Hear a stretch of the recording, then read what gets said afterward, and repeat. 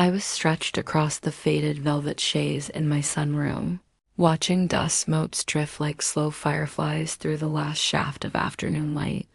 Sundays in this old house on the edge of a quiet Maine lake have a way of stretching into forever, thick and golden, almost too heavy to move through. My name is Elise. I'm 54, long divorced, children scattered to cities I only visit in photographs. 7 years ago, my marriage dissolved as gently as sugar in hot water, and I taught myself to love the silence, to call it peace instead of what it really was, a hollow ache wearing a softer name. Then came the knock dot, not the doorbell, not a delivery left on the step. 3 deliberate, uncertain knocks against the oak door that rattled the stillness like a gunshot. I startled so hard I spilled tea across my wrist, the warmth shocking against my skin. My heart gave a single traitorous lurch. Who knocks anymore? Friends text. Packages appear magically. This felt old-fashioned, urgent, alive, before I rise from this memory and walk the long hallway to open that door. Let me ask you something. Where are you right now, truly? Curled on a couch in Boston as the city lights blink awake? Listening in a farmhouse kitchen in Vermont while snow taps the window? Or maybe in Dublin, rain whispering against the glass? Tell me in the comments. I want to see the way you're seeing me. We're connected by this fragile thread of story, and I need to feel it pull tight. I tighten the belt of my cream cashmere, cardigan armor against the drafts in this creaky house, and turned the heavy key. There stood Lucas. I'd known him since he was a scraped up 12-year-old terrorizing the neighborhood on a skateboard. The man on my porch was 31 now, broad-shouldered, wearing a charcoal suit on a Sunday like he'd come straight from some battlefield I couldn't name. His tie hung loose, defeated, but it was his eyes that stopped every thought, dark, bloodshot, carrying the kind of exhaustion that goes deeper than sleep. The look of someone who has been treading water for days and suddenly can't remember which way is up. Elise, he said, and my name cracked in half on his tongue. He tried again, rough. I'm so sorry. I didn't know where else to go. I stepped back, pulling the door wide. Wind off the lake whipped dead leaves across the porch boards. Lucas, what's happened? Your parents? They're in Europe. It's not them. He stared at his expensive shoes, then lifted his gaze, and something inside him seemed to collapse inward. I saw your light. I was driving past, and I couldn't keep going. His voice was raw, stripped bare. There was no pride left, only need. Of course, I heard myself say. Coming out of the cold. He crossed the threshold like a man walking into a church after years away, unsure if he still belonged. I closed the heavy door against the wind and watched him stand on the Persian rug, eyes moving over framed botanicals as if he'd forgotten houses could feel like this, warm, cluttered with books, scented faintly of vanilla and old paper. I touched his sleeve. Living room. I'll make fresh tea. He followed me like someone half asleep, sinking onto the sofa as though his bones had finally given permission to surrender Dot in the kitchen.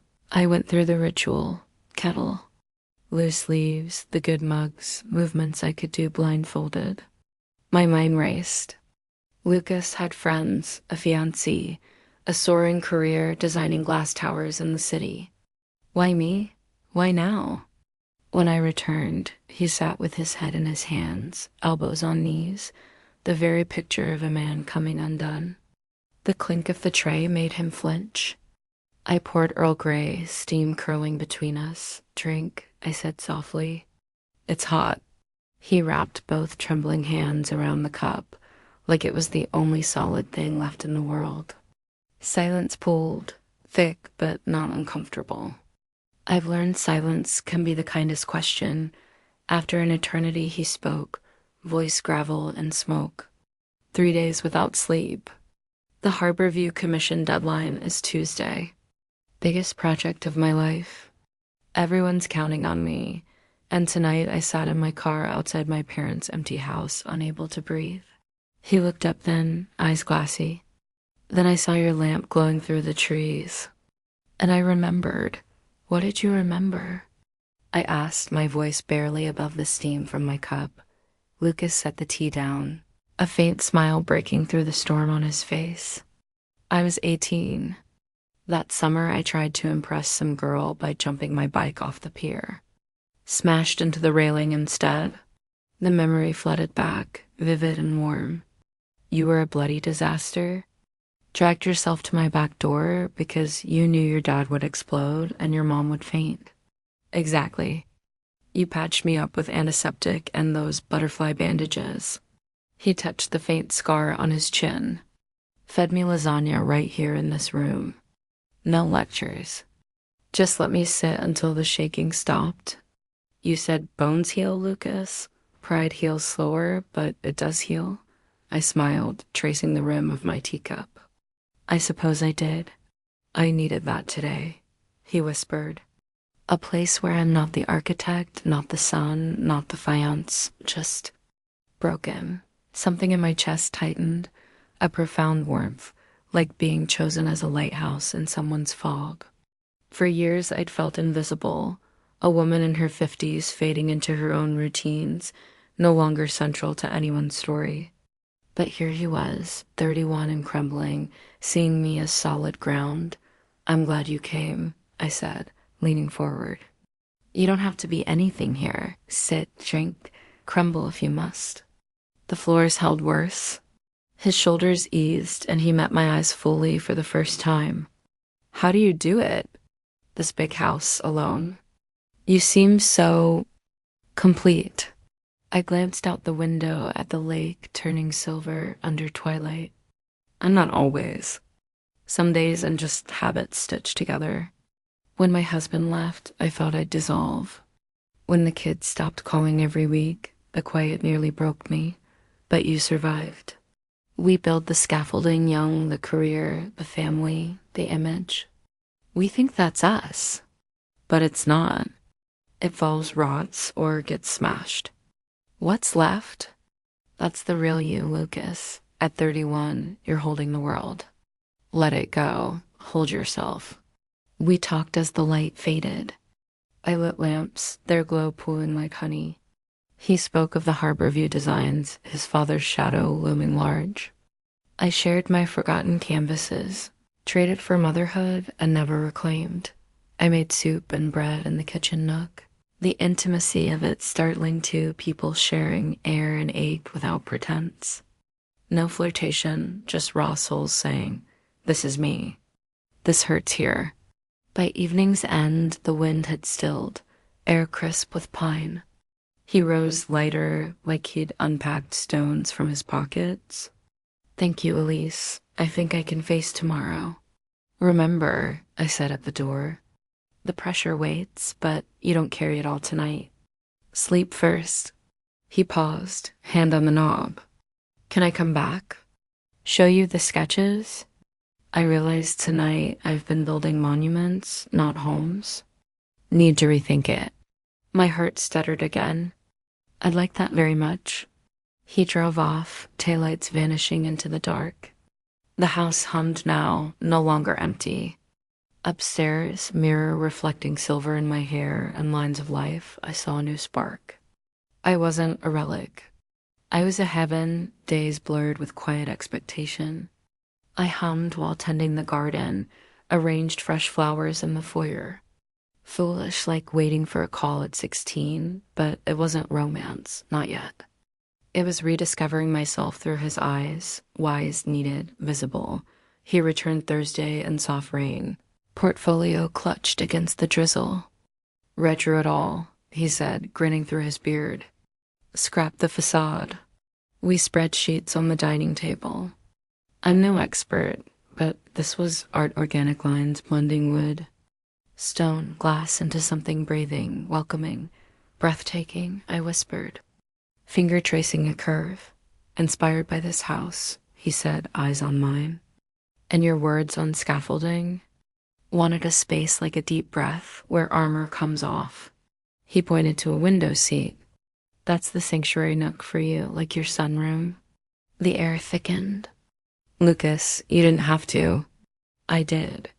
You pulled me from the edge Sunday. He reached across, hand covering mine warm, steady. With you, I'm just Lucas, not the image. And I'm just Elise, I murmured, voice unsteady. Not the roles. I want more of this, he said. To talk to be. Is that strange? Our hands lingered on the plans. Society would whisper 54 and 31, divorced and engaged. Scandal. But I saw only resonance, two hearts tuning to the same quiet frequency. Not strange, I said. Essential. We slipped into an easy rhythm. Twice a week he'd appear at my door, sometimes with stone samples or fabric swatches, seeking my thoughts on warmth and texture. Other nights, he'd coax stories from me, dusty dreams pulled from attic boxes. One evening, he pored over my old sketchbooks. You're talented, he said, lingering on a charcoal portrait from decades past. Why stop? Life crowded in, I shrugged. Babies, school runs, obligations. No space for the mess. Make space, he urged.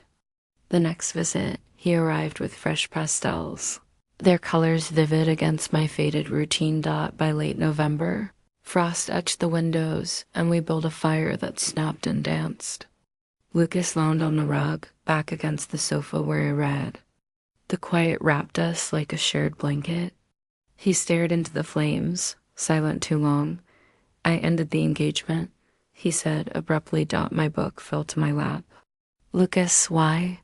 She's wonderful, he continued, eyes fixed on the glow. But she loves the version everyone sees, the architect, the heir. Not the one who broke down here? Did you tell her about? Not you, not directly. But you gave me courage. Showed me a hollow life is no life. I whispered, I didn't mean to upend everything. You didn't. He shifted to sit beside me, knee grazing mine, the contact sending a quiet spark. You saved it. I'm leaving the city, taking time from the firm. Maybe start small here by the lake. Meredith, wait, no. Elise, he said softly, turning fully. The gaps, age, experience, they don't matter. No one else makes me feel this. Seen. His hand rose, thumb brushing my jaw with the same care he'd sketch a graceful arch. You're beautiful not despite time, but because of it. Every line tells your strength. In that breath, choices branched. Pull back, play wise mentor. Send him to someone younger, safe, expected. But his touch woke something dormant, a hunger for more than echoes in an empty house. I leaned in. I thought my story ended, I murmured. Just footnotes left. No, he breathed, closer now. This is the next chapter. His kiss was unhurried, a gentle unfolding smoke and warmth, a homecoming after wandering. We parted, foreheads touching, hearts sinking in the firelight. I don't know the shape of this. I admitted, hands on his chest. We build it slowly. He smiled. Brick by brick. That was 8 months ago. Lucas rents a cottage nearby, runs his studio from a sunlit shed. I've claimed a corner in the sunroom for painting, turpentine mingling with lake air. We're partners, lovers, friends defying tidy boxes. Neighbors notice, curtains flutter when his truck arrives. Whispers trail me at the market. Let them. That Sunday knock taught me we hoard permissions to rest, to shift, to chase joy off the map. No one grants them. You claim them. Open the door dot so I ask you, wherever you sit, what waits for your yes? What piece of you hides because it's late, messy, odd? It's never too late to be visible. Never too late for volume 2. Hear the knock. Answer. Who knows what waits to wake you? If you pass a Maine lakeside house with lights aglow, a woman and man bend over sketches and canvas, wave. We'll wave back. This is Elise from the harbor by the water dot. We fell deeper after that kiss. Nights blending talk and touch, his fingers tracing my scars like blueprints, mine studying his doubts. One storm-lashed evening, he confessed the trigger, a client call dismantling his design, echoing his father's old critiques. Panic gripped him in the car, breath shallow, until my light pierced the dark, and before our hands first lingered that rainy Thursday, a flutter stirred in me, equal parts fear and thrill, like stepping off familiar ground. His vulnerability mirrored mine, pulling us closer. The night he called off the wedding, words tumbled. "I can't build on sand," he'd told her. Tears on both sides, but truth won. These threats wove us tighter, suspense giving way to surety. Our connection, once fragile, now stands resilient.